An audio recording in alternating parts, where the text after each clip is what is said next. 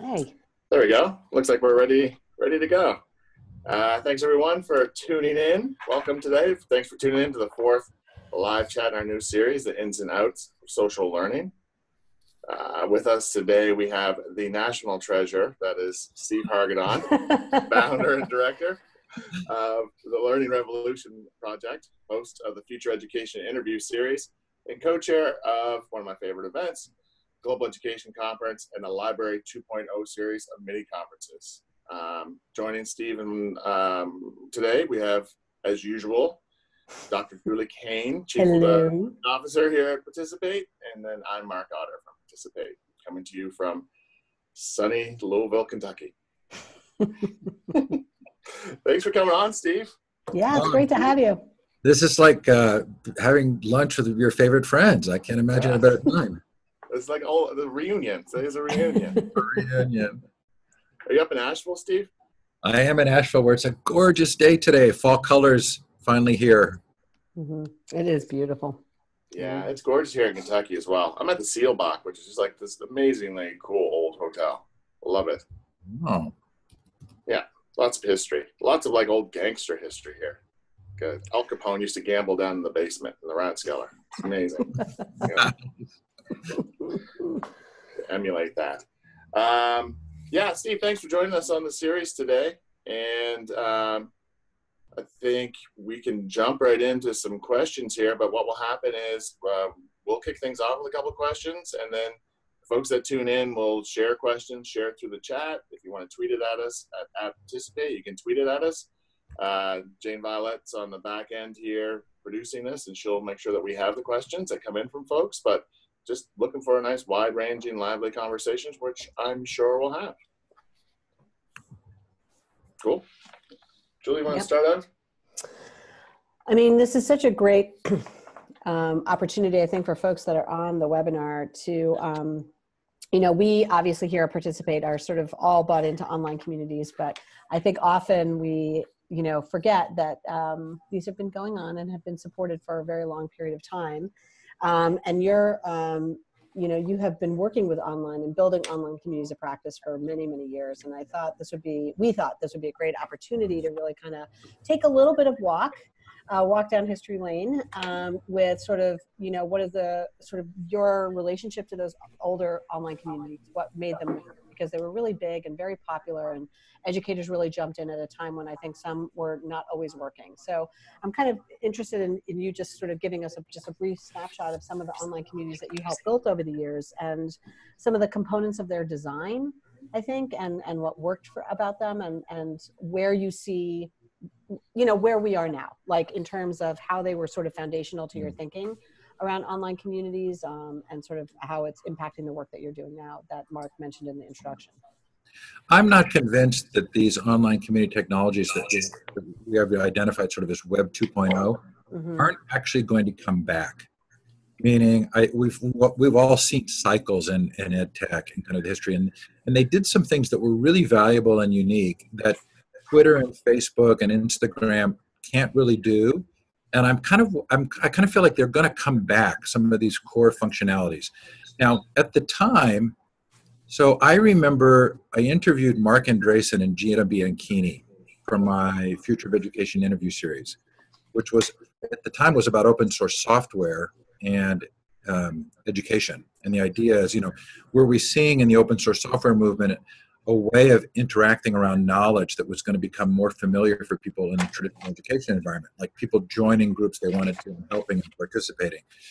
So Mark Andreessen was the creator of the original Mosaic web browser, and he and Gina had started this online open source platform called Ning, with the idea that you could start your own community of practice, an online community. And it was double viral, meaning they weren't like broad Facebook open platforms. You would create a community, and then people in that community could create their own community around another topic. So, we never did an actual count, but I became their education consultant for Ning for about a year and a half.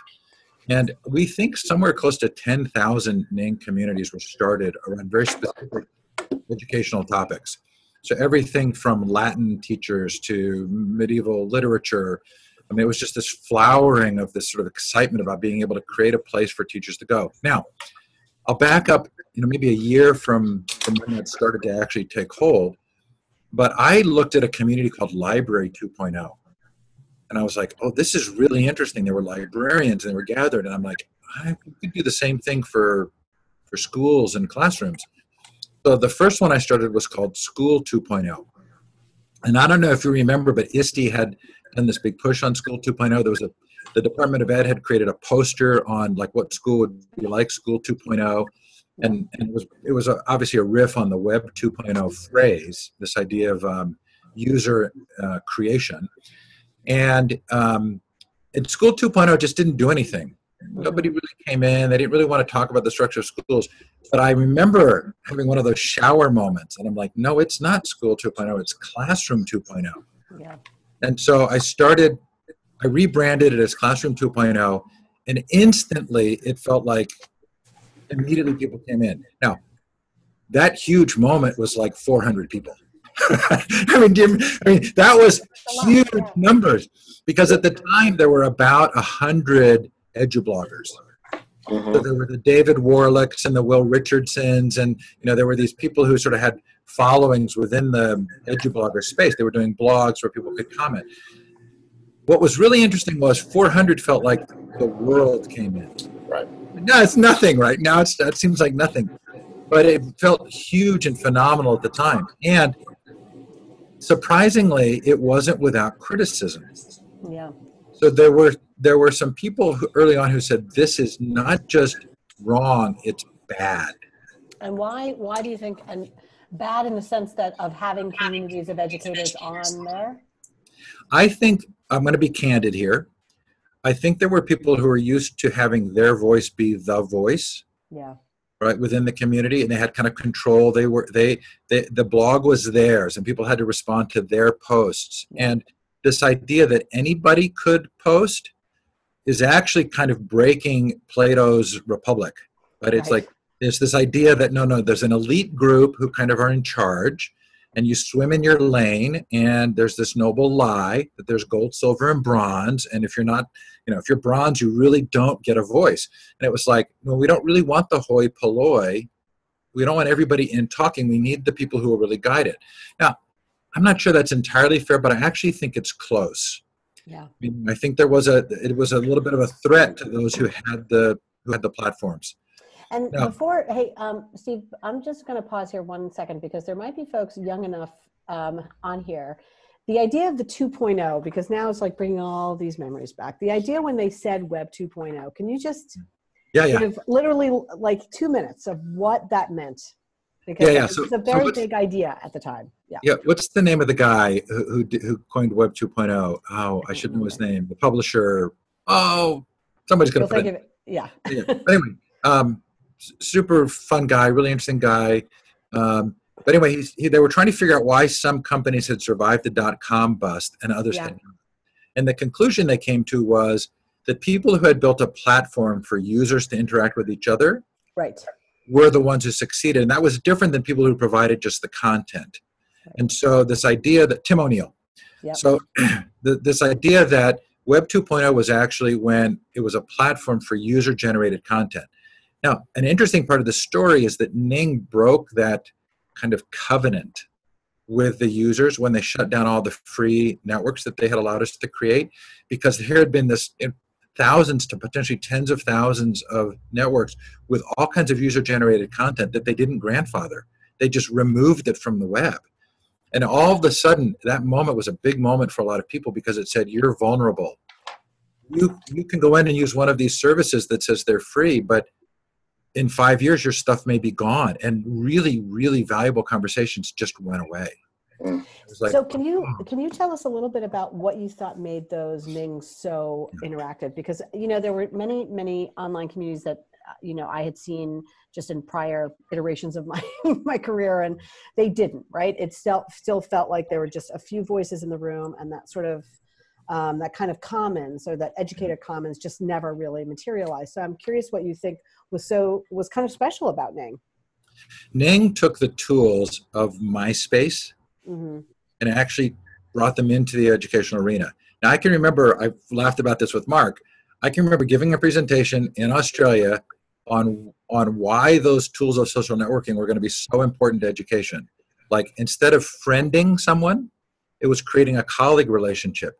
Because when you friended someone, their content actually surfaced on your page so that you could see when they contributed. And that was brand new. So within at the time, there was all this concern about South Korean kids and the number of friends they had and suicide rates and this idea that friending was a negative.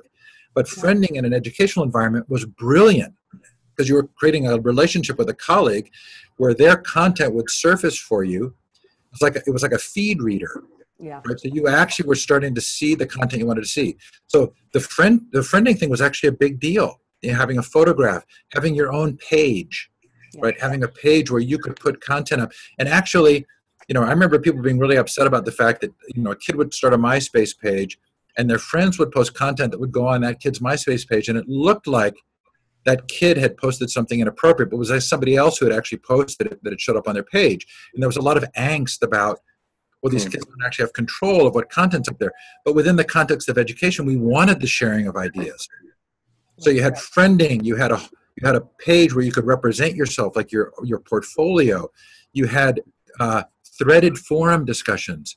So all of a sudden you could say, hey, I want to talk about this. And instead of it, like now you think about trying to have a good conversation on Facebook or on Twitter that goes into any depth, and it's almost impossible to find those. But at the time, this was like this great place where somebody could introduce a topic and there were long threaded, indented conversations, and you could follow the conversation and kind of take notes, and it held a repository of that wisdom of all these people collaborating. So, and then groups, right? So within one of these networks, Tim O'Reilly, thanks, Gary, and you probably put it up before I said it, but so there were these groups, so you could form a group around a specific subtopic, and those groups also had threaded forum discussions. So now, but there was one piece that I think really made it for Ning, right? And that was that the creator became the visible point of contact. So I created Classroom 2.0, and even though I didn't own the platform, even though Ning could have gone away, I actually got the credit, right? And if I started a forum discussion, it was all residing under my photograph and my asking the question. And so even though it wasn't me as a blogger with my own blog and my own blog following, I got some of the level of validation and notoriety even of being the creator. And it was so important to people to feel like, here are people who were in school systems and doing things where they felt like they got no credit. Nobody even saw what they were doing. Nobody understood all the work that they did. And all of a sudden, you could actually kind of get a little bit of a following.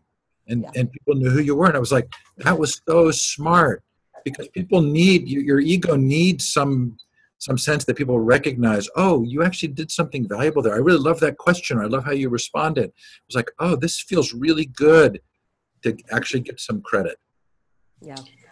So when you talk about Facebook and Twitter missing pieces, it would be these threaded discussions. It would be that ability to be the point of contact. You think why we haven't seen a replication of Ning, for example, on Facebook? Yeah, I mean, obviously, well, I think Facebook and Twitter are doing what works, right? So, I mean, there's a great life principle that you learn as you kind of grow in sort of intellectual capacity, right? Which is just because you can do something doesn't mean you should do something. So, historically in cultures or civilizations, you have a group of people who understand, hey, in order to perpetuate a certain value, there are things that we could do that we don't do. So like in the 1980s, this would have been Hewlett-Packard, right? We treat our employees with a certain level of respect, and we could fire them and we could hire new people at lower rates. But in order to keep the ecosystem healthy, we have this understanding of how you support and allow people to grow within the threefold, there's the stockholders, the customers, and the employees, right? So within social networking, I sort of feel like we've lost that group. Like if you watch the videos of the people who left, positions at Facebook where they said, hey, I actually sort of felt like we were working on addiction. We were doing whatever we had to do to get people addicted. Whatever it took to get them to watch the next video became the guiding principle. Well, what you really want is somebody who says, you can do that, but that's not actually what you want for long-term healthiness. And so the market forces, I think in some ways, were just followed.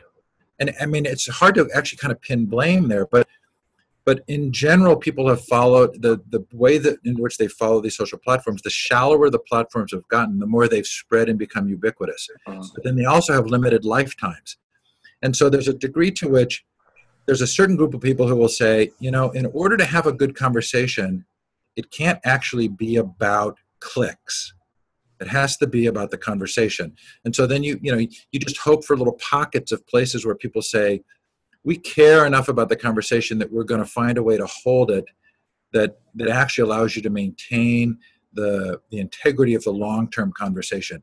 And I just don't think Facebook and Twitter and Instagram, that's not what they care about. Yeah, that's not what they're looking for. It has been a little bit of a mystery to me. I think Ning's decision to cut all of those free networks out, Ning did it, and then Wikispaces did it.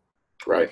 When Tez bought Wikispaces and they cut it, it's like, it's really hard to gain the trust level now for people to say, I'm going to go in and I'm going to spend a few years really building and collaborating, because will the stuff just disappear? Yes. And so in a lot of ways, our whole culture has gotten so shallow that, it's like, I'm waiting for that resurgence of people who say, no, these are really important things. They're really important things you talk about in education that aren't sound bites, that take years of study.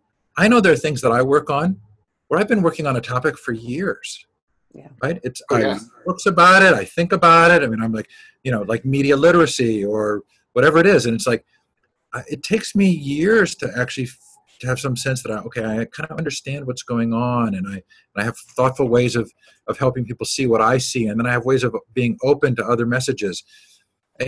So I guess the answer is, I think the technology and the massive scale have led us to a place where we actually have to make some conscious decisions. And that's not necessarily a given, right? I mean, just look at the dystopian fiction movies and it's like, okay, are you going to be Blade Runner? Or you're going to be whatever it is. It's like, Yeah, you have to really sort of make that. Yeah.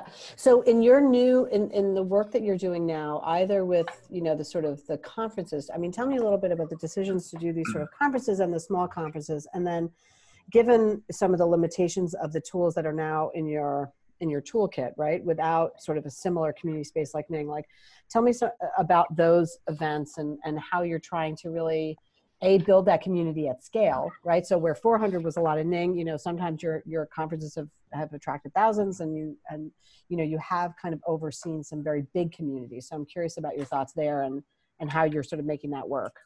Yeah. So Classroom 2.0 is at 80-some thousand right now. Yeah. That would, and 10 years ago, that would have seemed like a phenomenal number, but the truth is it's not. And it's not because it's not a decent number, but it's not the place people are going to have the conversations. Right. I mean, in a lot of ways, I still have these Ning networks with about 170,000 registrants, but they've really just become methods for emailing out to audiences because it's so much cheaper than Constant Contact or MailChimp or whatever else. And the Ning is still a really good platform for organizing an online virtual event, which is what we discovered when Lucy and I started the Global Education Conference. Right, so Lucy Gray and I started the Global Education Conference about 10 years ago. We were both at a Coastin conference. She was running the Global Education Ning. I was running Classroom 2.0. And we were watching all these speakers speak on Global. And we looked at each other and said, we know all these people. What if we actually held an event like this online? Yeah. And I remember standing, at the lunch line and sitting at the table and talking to people. And I said, if we held an online event on Global Education, would you come? And they were so excited. So the idea of using another platform to bring people together in a peer-to-peer way, the same way that had been done with Classroom 2.0 and the Nings, was actually a really natural step. In fact, it was a brilliant step, right? Because no physical requirement to travel, no room or time constraints, right? You could accept 90% of the proposals to present instead of sort of this, I've been on the presentation committees for ISTE, and I knew how good proposals just got lost because somebody wasn't known or they weren't networked in, right? And so it's like all of a sudden teachers could present, and for a lot of them it was the big moment of their career. It changed their trajectory. I mean, I'm not going to name names, but I can tell you several people who are sort of very famous now who will say, I did my first thing with Steve, to an audience of 10.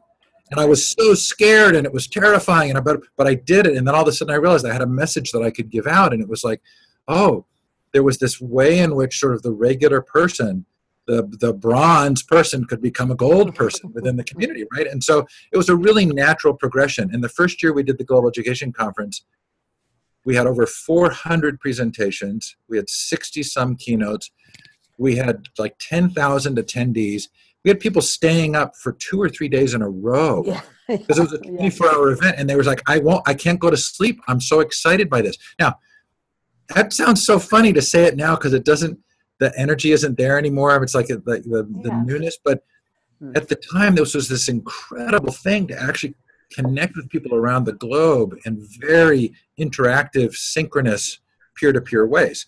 So that was really natural. What we discovered over the course of the next sort of 5 or 6 years was it got harder and harder for people to take that much time out. Yeah. It wasn't that it was less valuable. It was just harder and harder to take the time. So we're down to 3 days for our Global Education Conference, and we'll have 100 or so presentations. Yeah. Right? We don't get the 400 anymore. We do like 12 keynotes. My Library 2.0 conferences are now 3-hour events. And how many of those are you doing in a year? Like, what's the sequence for that? Yeah, so for Library 2.0, we do 3 mini conferences a year. And the Library 2.0 are the library audience. So Bill Drew, the guy who started Library 2.0 that I copied for Classroom 2.0, years later sent out a note that he was going to shut Library 2.0 down. And you're like, oh, no, you're not. No, I emailed him. I was like, dude, why? And he says, Why? Well, it costs me X number of dollars every year, and it's not the thing anymore, and people have moved on. I'm like, oh, please, Bill. So he had 4,000 members at the time. So we now have like 29,000 members in Library 2.0. I took over Joyce Valenza's Global Teacher Librarian Network, and then I have a separate email. So we have over 50,000 librarians now. We do the 3 mini conferences a year, and I do a monthly paid webinar on safety and security for librarians, which is the first time I've actually ever been able to hold a paid webinar series. Yeah. But librarians have a budget, whereas teachers don't. Yeah. It's a librarian. So anyway, 3 hours seems to be the magic number. Mm-hmm. We typically get 5,000 to 6,000 registrants for the mini conferences. Maybe 1,000 to 1,500 will attend live. Everybody else registers to get the recording links. And like you and me, I've got more recording links and stuff that I can ever possibly watch. Yeah. Right. But there's, in a world of temporary and of sort of, unlimited storage and knowing we're not going to get to all of that, having a 3-hour conference on a specific topic seems to really be kind of the key. Yeah. So for the Global Education Conference this year, I asked Lucy for permission and got it. I'm going to hold 3 2-hour mini conferences during the big conference. One on gap years, one on family sabbaticals, and one on international news and information. Yeah. Right? Because, the response has been huge. So slow down there a little bit. So you're basically creating these sort of sub-communities within the larger Global Ed conference, right? So they're not different strands, they're just in parallel. Well, if I thought of the idea 6 months ago, they'd be different strands. But the idea was to take what I'd learned from Library 2.0 and say, people actually want to gather around a specific topic. So what if this 3-day conference, so what if each day we have one topic where we do a 2-hour sort of mini event that I'll kind of host and have with panelists and people and really drill down on a particular topic. Yeah. And I think that, again, I think the lesson there is in this world of limited attention and unlimited content, people are picking, I care about this topic, so I want to go see that. And even if I don't, I want to keep track of it so I can go back and look at it later. Yeah. So if folks attending the conference, Steve, if they want to take in the mini conference piece, it's just from the same registration? It'll just be like the keynotes. We'll announce them as in the same things as the keynotes. And so people can just attend. So there's no special registration, no special group. But my guess is each of those topics have really generated a really healthy response. I think people want to talk about them. Yeah. They want to talk about the pros and the cons. I mean, like a gap year. people are afraid of getting off the conveyor belt. What will it do to my kids' chances of college and a job, and how do we deal with that? And what are the positives and what are the negatives, and who's done it and how? And I've been shocked at how many people have taken time off to do a family sabbatical. Yeah. And I got a gap half decade. Yeah. Oh, my undergraduate degree. Yeah, that's funny. That is funny. So are you seeing given that have done especially with the Library 2.0, that they're 3 in the year, do you find that, that sort of is there connective tissue between those 3 events? Do you have any sense that folks are kind of having conversations, or they feel very 3 very distinct things? There are 3 distinct events. Okay. What I'm discovering is that Library Journal just announced a free online conference that's very much like ours. And so, I think there's, once something's successful, there's sort of a weird lack of collaboration in a lot of these arenas, which I still find funny.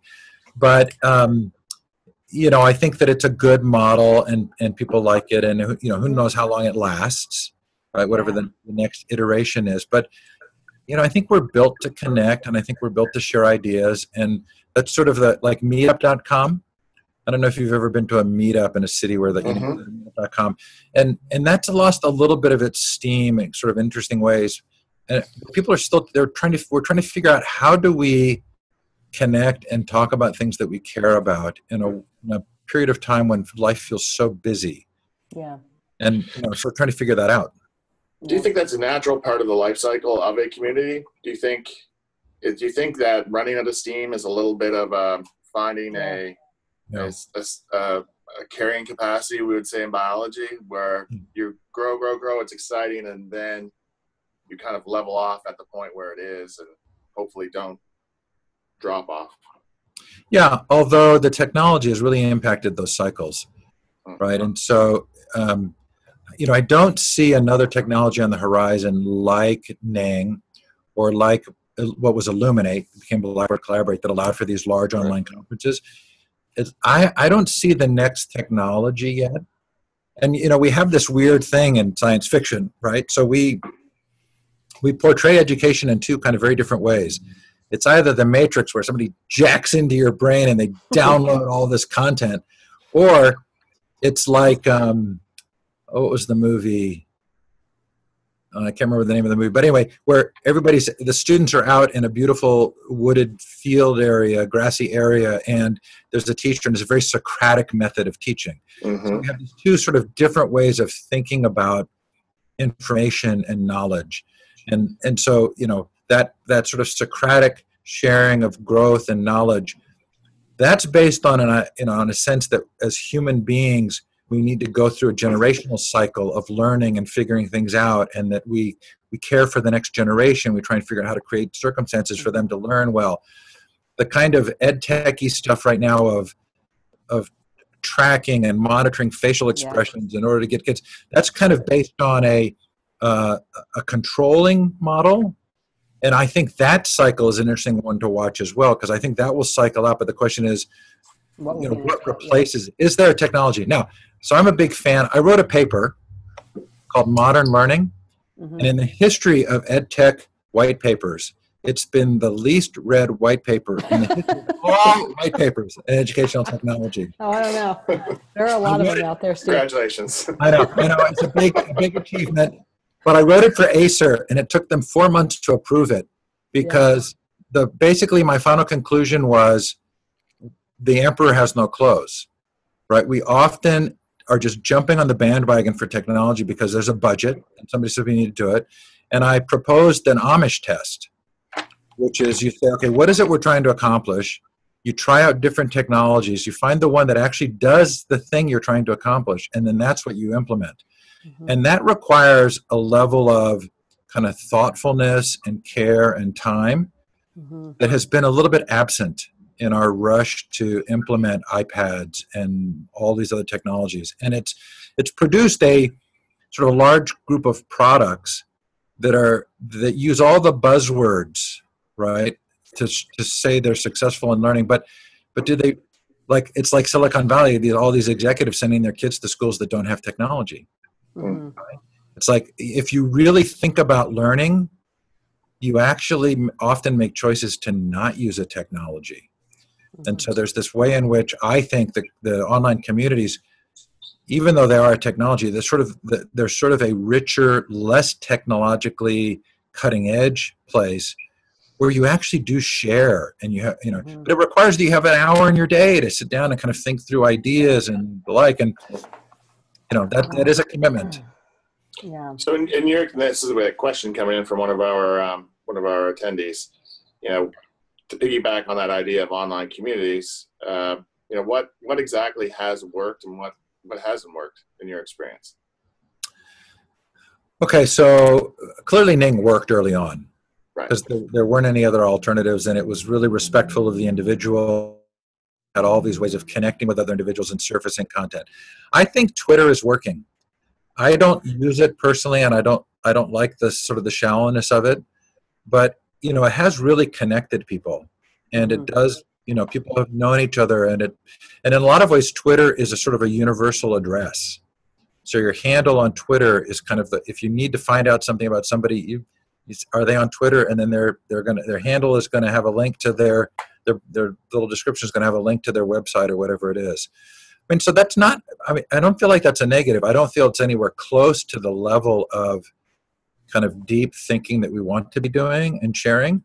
And like we talked about before we actually went live with the recording, a lot of us are hesitant to actually post on Twitter because, number one, there's a premium on shouting, right? Mob mentality. And so it's like, okay, I'm not really sure I want to, in a nuanced topic, I'm not sure I really want to get shouted down or have people shouting at me.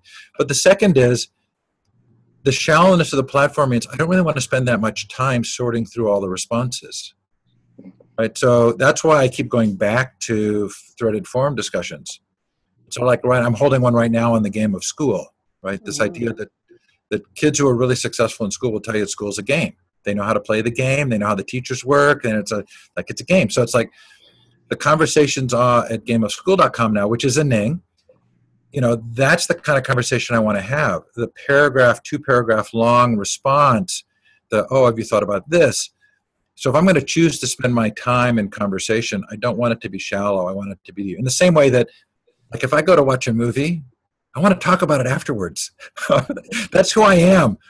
I don't want to just go to the movie, then go to another movie.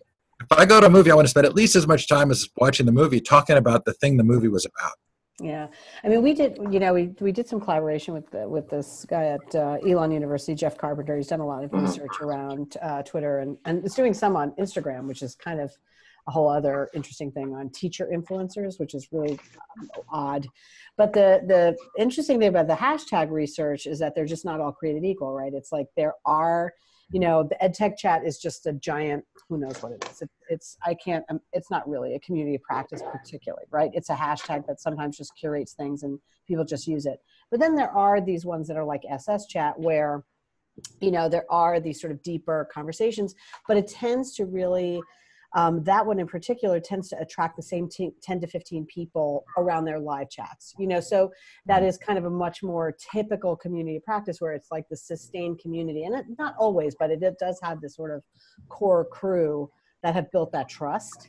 So when you're saying like, just being hesitant to post, that's one in which I think it's kind of interesting. They tend to take on fairly they're all social studies teachers. So if there's something in the news, which there is obviously every 45 seconds, they're like, all right, our kids are going to bring this up.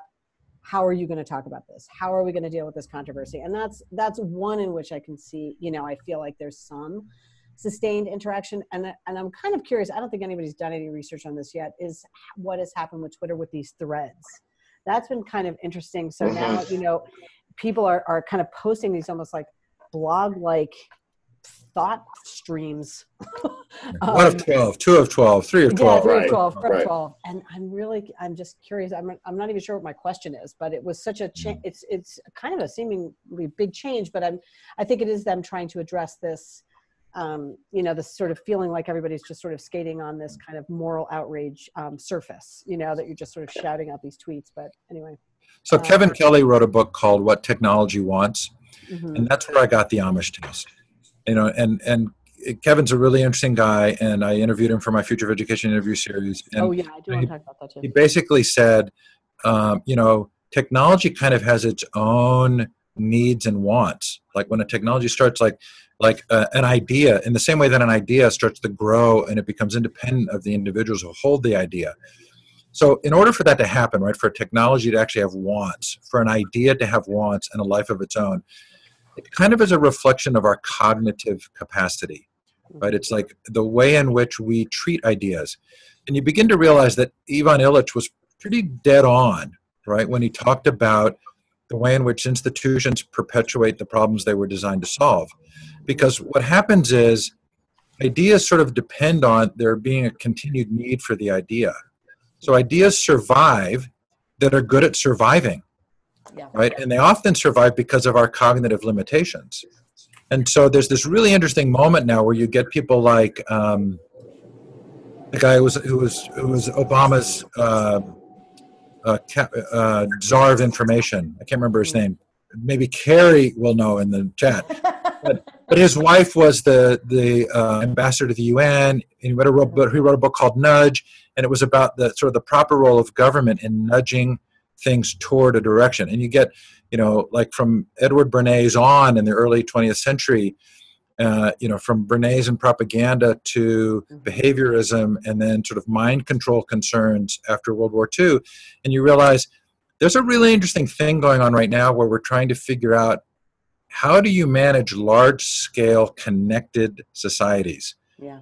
Do you provide freedom and allow things to bubble up, or do you provide control? So China's social control system is very much about controlling rather than the bubbling up of ideas.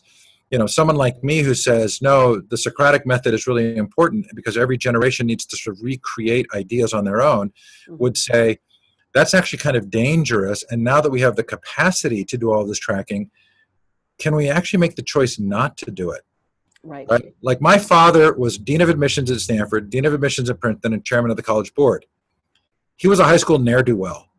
Right. He tried to get into college, and the principal wrote a letter to the local college and said, do not admit this boy to college.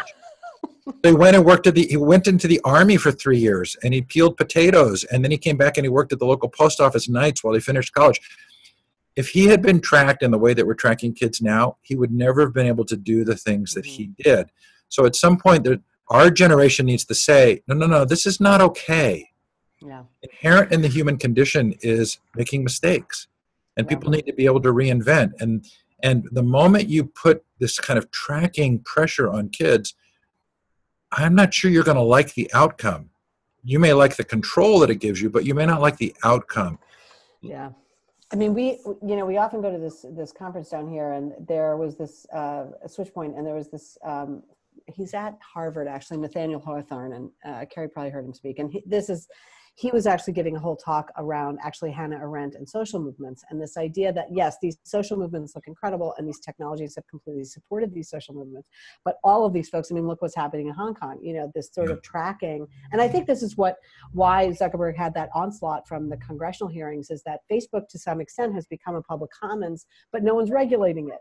Yeah. So obviously the motives, the sort of financial motives of Facebook and what the business is actually built on, the monetary value that it's actually built on, is in complete odds with the fact that people want to use that platform as a public good.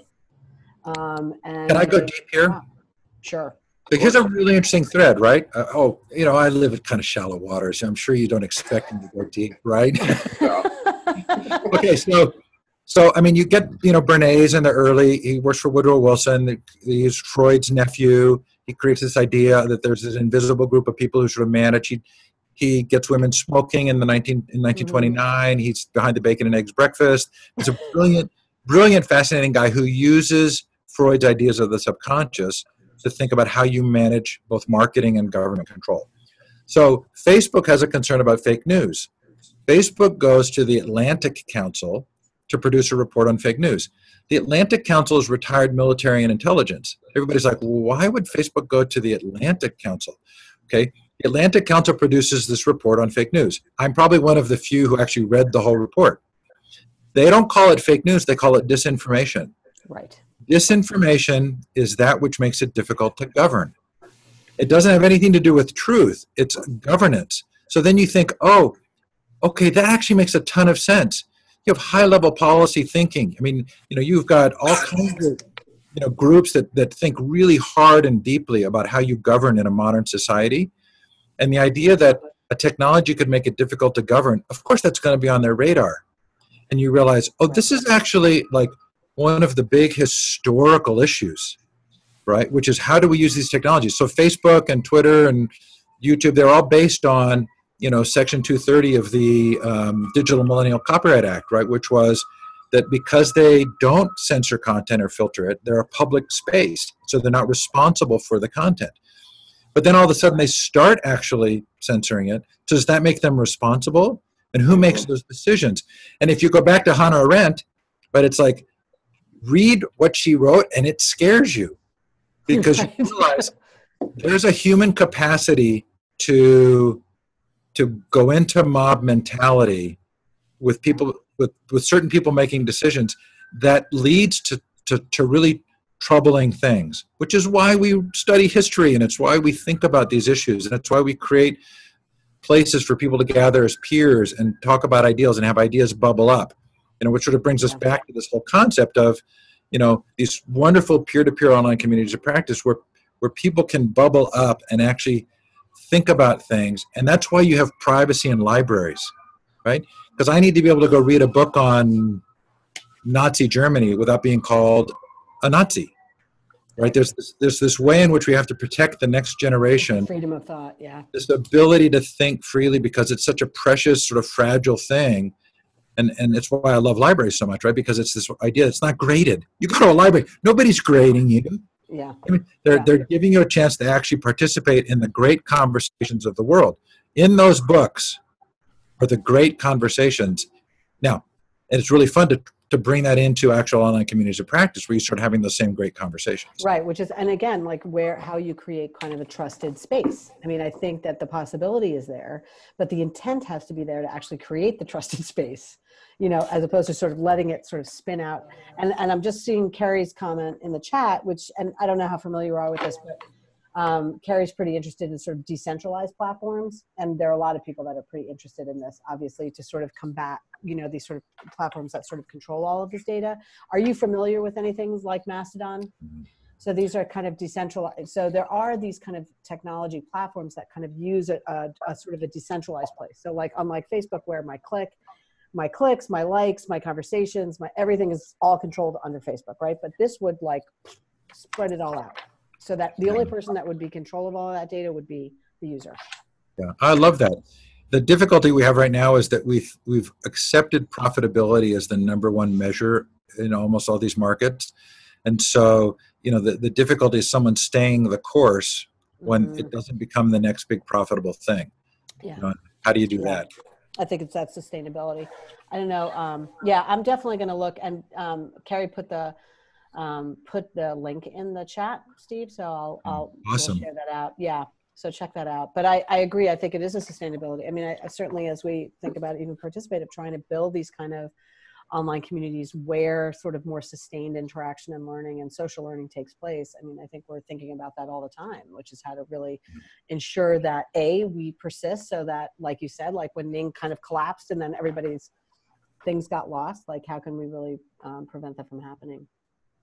Yeah, and how much do you follow the market, and how much do you say, hey, we have a 10-year or 20-year vision of the role that we play, and we know that we're not going to be able to report to the CEO that we got X number of retweets or clicks, but this is important to do, and we have a council of teachers who help us, and we're going to stay the course even if it's not the thing that becomes the next number one bestseller, and that's hard because we're all fighting to survive. Yeah.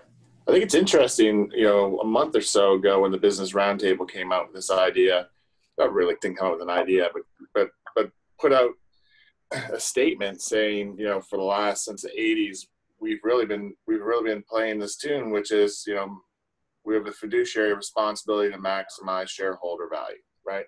And it really led to this quarter by quarter short-termism that I think we're kind of dancing around here. And whether some of this has been driven by the current political climate, some of this is being driven by the great work that the B Corp's doing, where this idea of a triple bottom line that includes not just shareholders, but also the employees and also the greater community. And I know when that shift occurred, there was a lot of what you're discussing here, doing things for the greater good, went away, because it was just like, for this quarter, how have we maximized shareholder benefits, hoping that that's going to be a change. Well, so if you follow like the fourth turning or the Tytler cycles, there's this theory that this is a natural progression, right? That you get to a place where there's an inevitable crisis. I mean, you don't get $23 trillion in debt. I think the figure I read this week was that last 4 months we've accumulated $1 trillion in government debt. And you have all these financialization projects and products, right, that have created this sort of massive betting. So the great likelihood is that's going to there's going to be a problem, and there's going to be some form of a reset, and it's going to go back to this sense of, okay, what's really important. Now you hope that you don't have a reset that's like wheelbarrows full of money reset, right? It's like, it's like, okay, you don't want that kind of inflation in order to pay the debt kind of situation. But societies have been through that before, right? And then, and like you said, Julia, about Hannah Arendt, I mean, I think the estimate is 250 million people were killed by government in the 20th century, right? 1 million people died in Iraq. It's not like we're completely removed from our kind of the realities of being human beings and the things that can happen and the wars that can happen. So at some level, hopefully some of us say, there are things that are more important than being the next Steve Jobs. And so, I want to leave a legacy for my kids. I want to leave a legacy for the next generation. I want to make sure that I'm building things, that I'm talking about things and building things in a way that actually is thoughtful of the kind of regeneration that needs to take place. And I remember, Al Dunlap and Scott Paper, which for me was sort of the marker in the 90s, right, of going in and cutting a company up and firing the employees in order to increase the bottom line. And then you get Bain and all of the kind of that kind of level of capitalism. And to some degree, that's part of the natural cycle. But also to some degree, it reflects the fact that we didn't push back. We didn't say, no, this is not okay, it doesn't work. So we've sort of put ourselves in a situation where it doesn't look like there's going to be an easy out. And I think what's going to happen is, you have a dot-com bust. You have companies that struggle, some that may go under. You have people who say, what do we really care about? And I can remember reading a great description of the Great Depression where somebody said, yeah, it was really hard and people struggled, but we actually started spending evenings together and we were playing cards again. And we were doing the things that we had done before that were very human that had gotten lost. So you think, okay, yeah, let's hope we go back to some of those things and we remember how hard it is to teach and how hard it is to help somebody get to the next level of thinking, and the ways in which making a difference in the life of someone else is a really significant thing. And helping them understand a concept or moving forward in their intellectual life these are really important things. Yep, I agree. Yeah. Wow, we really went there. We really did. Yeah, I'm really, and then, the other thing that Carrie shared, she's so good now, is changing the data drive business model on the internet. So there's a couple of links in here that people should definitely check out. Because I do think this is really important as we're thinking about these sort of next, because I think you're right. I think there's always going to be this drive for connection, and we certainly believe in it. And I think it's just very natural for people to want to connect. And so how can we really, again, create trusted space that so people can do that, and maybe there's differentiated spaces where you can do the sort of kind of social media piece and stay on the surface, or you can really go deep depending on the community and depending on what the purpose is. We've seen Twitter to be a really effective place for beginning to pull together people that will become your community of practice. So it's what we call the outer loop, but it's a great place for people to explore, for people to discover, for people to initially begin cooperative learning that can then later be leveraged collaboratively inside of a more structured community practice. And I have to tell you, I've loved that concept you've had. I mean, I've watched that now for a couple of years, having gone to the ISTE session, and the idea of having the Twitter feature, but then the capacity to turn that into a threaded conversation has always been like this, oh, I love that you're doing that. Yeah, no, it's been really enjoyable, and well, when something works, it's always enjoyable. If not, it's a learning experience. Helping folks begin to create that community of people, bringing together people around an idea or an affinity or a domain, and then building a community from that. Steve, you mentioned a little bit earlier on, I know we're coming up on the end here, but I've enjoyed the game of school. Maybe just give us a little bit more information around the game of school and how people can learn more about it. Yeah, I mean, this is a sort of a personal passion project. It came out of this presentation I did at Google where I was talking about the number of kids who leave school feeling like they're not good learners, and the small percentage that leave feeling really confident. And these Google interns came up to me afterwards and they said, well, we didn't think that we were good learners. We're in that winning group, but we were good at the game. And I was like, oh, this is really interesting. So if you take the Illich concept, right, of institutions that have narratives that aren't necessarily the truth, right? So the pharmaceutical industry, and just, it exists for profit, although we think of it markets itself as being for your health, right? The banking industry markets itself for your being financially independent, but it actually depends on your being dependent. So if this is actually a part of the human condition, that institutions end up having to use a narrative that doesn't actually reflect the truth of what happens, then what if school's narrative of learning is a really good narrative for getting people to go to school and do school, but what if that's not what actually happens? What if most of what happens at school is sort of a sorting function, right? And a certain group of kids kind of become the winners and they feel like they're good at the game, and the other kids sort of feel like, oh, I'm not, so I'm going to be okay working in whatever field I work in. I'm going to serve as a waitress, or I'm going to do clerical work or whatever it is. So I thought, okay, if I actually believe this, then change doesn't come from reforming the institution. You're not gonna ask the pharmaceutical industry not to make a profit. You're not going to ask banks not to make a profit. If schools work because they perform the sorting function, then maybe the answer is you help kids and parents become aware of how school works. And you say, it's not that learning can't take place. It's just that if you think the school is necessarily going to do it, you may be missing the opportunity for you to actually be in charge of that. So it's kind of giving back to the students and parents this capacity.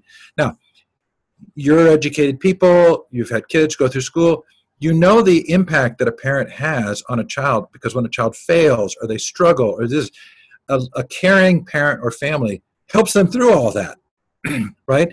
And if I ask teachers what's the number one influence on a child's education, they'll always say the family.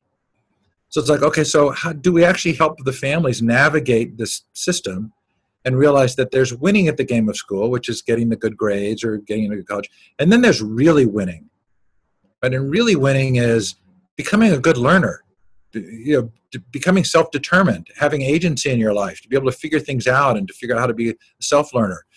So again, I don't pretend that this is going to be the next big thing, but it's my own personal interest in saying, is there a way to kind of spread this as an idea to help us remember that schools, they're not an evil place, but they're not necessarily designed to help every kid become a good learner. Private schools do a very good job.